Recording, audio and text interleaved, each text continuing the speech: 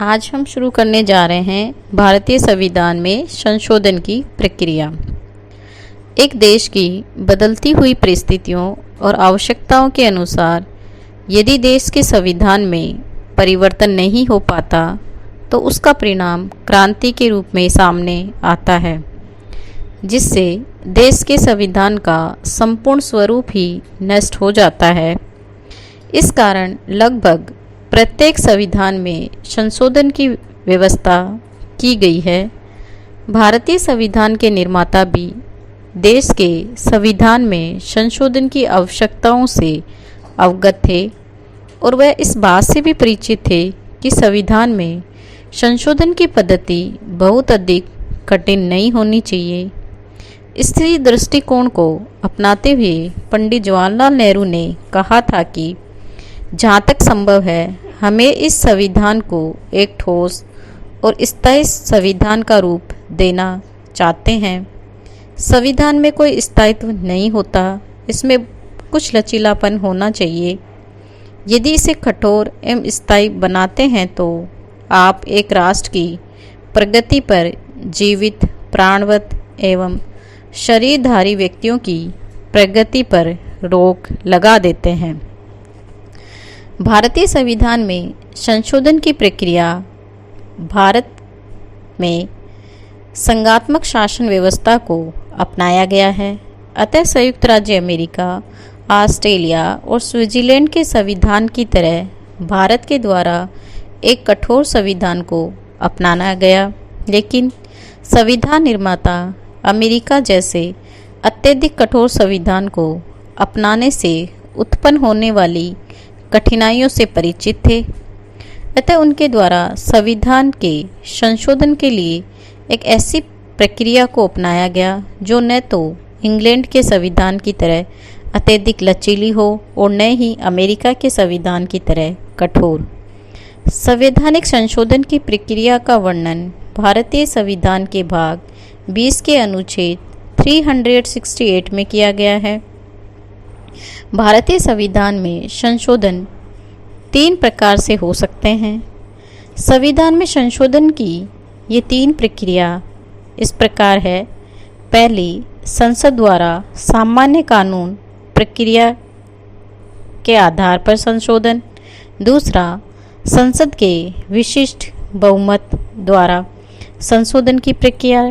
तीसरा, संसद के विशिष्ट बहुमत और राज्य के विधानमंडलों के अनुमोदन से संशोधन की प्रक्रिया। पहली, संसद द्वारा सामान्य कानून निर्माण की प्रक्रिया के आधार पर संशोधन। भारतीय संविधान बहुत अधिक व्यापक है तथा संविधान निर्माता इस बात से परिचित थे कि संविधान के कुछ प्रावधानों में जल्दी ही अथवा समय समय पर परिवर्तन हो सकता है। इसके साथ ही संविधान निर्माता संविधान में आवश्यक लचीलापन चाहते थे, इसलिए संविधान कठोर होते हुए भी इसे संविधान के कुछ अंश ऐसे हैं जिसके संबंध में भारतीय संसद के दोनों सदन पृथक पृथक साधारण बहुमत से प्रस्ताव पारित कर राष्ट्रपति के पास स्वीकृति के लिए भेज सकते हैं और राष्ट्रपति की स्वीकृति मिलने पर संविधान में आसानी से संशोधन हो जाता है। राज्य के क्षेत्र में सीमा और नए राज्य के नाम में परिवर्तन, कुछ शर्तों के साथ राज्य विधानमंडल के द्वितीय सदन का गठन और समाप्ति, नागरिकता, अनुसूचित जातियों और अनुसूचित जनजातियों से संबंधित व्यवस्था, संसदीय विशेषाधिकार, संसदीय गणपूर्ति। संसद द्वारा कानून निर्माण हेतु अपनाई गई ये प्रक्रिया द्वितीय अनुसूची इत्यादि में रखी गई है। दूसरा, संसद के विशिष्ट बहुमत द्वारा संशोधन की प्रक्रिया। इसके अंतर्गत संविधान की ये व्यवस्था की गई है कि संसद के विशिष्ट बहुमत द्वारा ही संशोधन किया जा सकता है। संविधान के ऐसे संशोधनों का विधेयक संसद के किसी भी सदन में प्रस्तावित किया जा सकता है यदि संसद का ये सदन कुल सदस्य संख्या के बहुमत तथा उपस्थित और मतदान में भाग लेने वाले सदस्यों के 2/3 बहुमत से उस विधेयक को पारित कर देते हैं तो वह दूसरे सदन में भेज दिया जाता है और उस सदन में भी उसी प्रकार पारित होने के बाद राष्ट्रपति की अनुमति से संविधान का अंग बन जाता है। मूल अधिकार और राज्य के नीति निदेशक तत्व इसके अंतर्गत आते हैं। तीसरा, संसद के विशिष्ट बहुमत और राज्य विधानमंडल के अनुमोदन से संशोधन की प्रक्रिया। तीसरे वर्ग में संविधान में ये व्यवस्थाएं आती हैं जिसमें संशोधन के लिए संसद के विशिष्ट बहुमत अथवा संसद के दोनों सदनों द्वारा पृथक पृथक अपने कुल बहुमत तथा उपस्थित और मतदान में भाग लेने वाले सदस्यों के 2/3 बहुमत से विधेयक पारित होना चाहिए तथा विधेयक पर राज्य के कुल विधानमंडलों में से कम आधे द्वारा स्वीकृत होना चाहिए।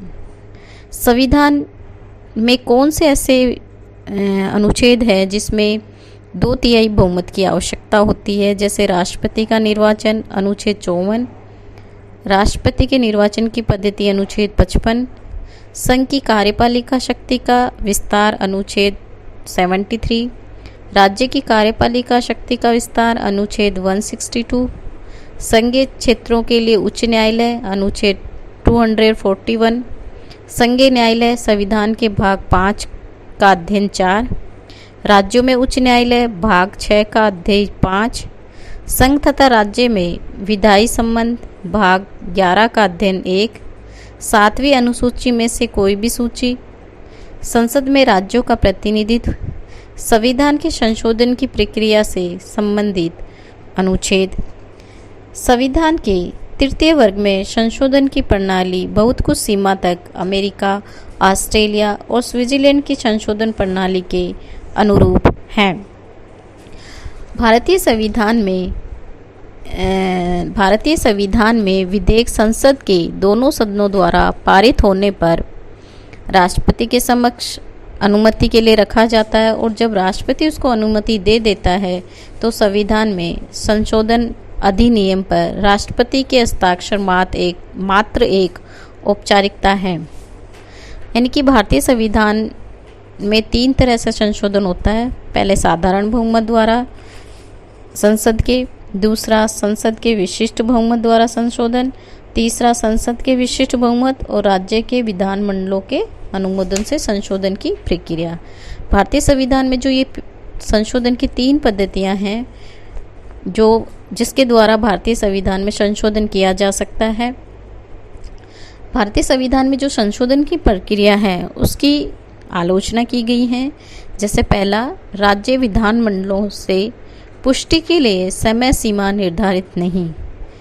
संविधान संशोधन की पद्धति में कुछ जो अनुच्छेद हैं उनमें राज्य विधानमंडलों की सहमति जरूरी होती है, लेकिन संविधान ये निर्धारित नहीं करता कि संविधान के संशोधन विधेयक जब संसद द्वारा पारित कर राज्य विधानमंडलों के पास भेजा जाएगा तो राज्य विधानमंडल कितने समय के अंदर विधेयक को स्वीकृत अथवा अस्वीकार करेगा। राज्य विधानमंडल अनावश्यक देरी का मार्ग अपनाकर संशोधन कार्य में बाधा बन जाता है। यानी कि जब संसद ने किसी विधेयक को पारित कर दिया और वो राज्य विधानमंडलों के पास आता है तो राज्य विधानमंडलों के पास एक समय सीमा नहीं है कि वो कितने दिनों में उसको पारित करके संसद के पास भेजेंगे। दूसरा, संशोधन विधेयक पर दोनों सदनों में मतभेद को दूर करने की व्यवस्था नहीं। यदि साधारण विधेयक के संबंध में संसद के दोनों सदनों के बीच मतभेद की स्थिति उत्पन्न हो जाती है तो राष्ट्रपति अनुच्छेद 108 के अंतर्गत दोनों सदनों की सम्मिलित बैठक बुला सकता है। लेकिन संविधान संशोधन विधेयक पर मतभेद की स्थिति में दोनों सदनों की सम्मिलित बैठक की कोई व्यवस्था नहीं की गई। यानी कि संविधान में संशोधन को लेकर दोनों सदनों में अगर कोई मतभेद हो जाता है तो उसको दूर करने की व्यवस्था भारतीय संविधान में नहीं की गई। संविधान में संशोधन हेतु राज्य विधानमंडलों के पास पहल करने की शक्ति नहीं। संघात्मक व्यवस्था के अंतर्गत राज्य विधानमंडल को भी संविधान के संशोधन में पहल करने का अधिकार होता है, लेकिन भारतीय संविधान द्वारा राज्य विधानमंडलों को इस प्रकार का कोई अधिकार नहीं दिया गया। इसके अतिरिक्त संविधान में संशोधन के सभी प्रस्तावों पर राज्य विधानमंडलों की पुष्टि आवश्यक नहीं। ऐसे अनुच्छेद संख्या में बहुत थोड़े हैं जिसमें संशोधन के लिए कम से कम आधे राज्यों के विधानमंडल की स्वीकृति आवश्यक है।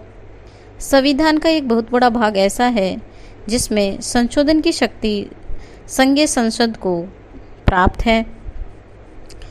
आलोचक कहते हैं कि राज्य विधानमंडल में संशोधन कार्य में पर्याप्त शक्ति प्रदान न करके संघात्मक सिद्धांत की अवहेलना की गई है। यानी कि संविधान में संशोधन हेतु राज्य विधानमंडलों को पहल करने की शक्ति नहीं है। संसद जब उनके पास भेजती है तब वो उसमें अपना सहमति या असहमति देते हैं। संविधान संशोधन विधेयक पर जनमत संग्रह की व्यवस्था का अभाव।